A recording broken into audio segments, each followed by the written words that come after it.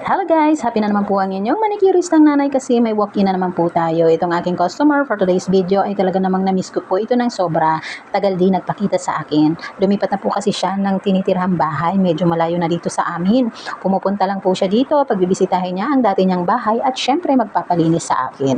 At touch naman po ang inyong manicuristang nanay dahil marami niyang pasalubong na dala sa akin. O, diba? Kaya nakaka-happy. O, diba? Kaso, sa tagal niyang di nagpakita sa akin, ayan ang nangyari sa kanyang kuko. Nakita niyo naman po, napabayaan na. Super busy kasi ang person, kaya walang time magpakudkod ng kanyang ingrown. Sobrang kati na nga daw po at masakit na. Kung di pa po ako nag-PM na, oy madam, magpalinis ka na at ako'y gugura na. Sige ka, baka ugatan na yan. Takot naman at pumunta agad siya dito sa akin. Joke lang po. Medyo nga po talaga madami-dami na talagang naipon at nakalkal natin dyan. At laking ginhawa naman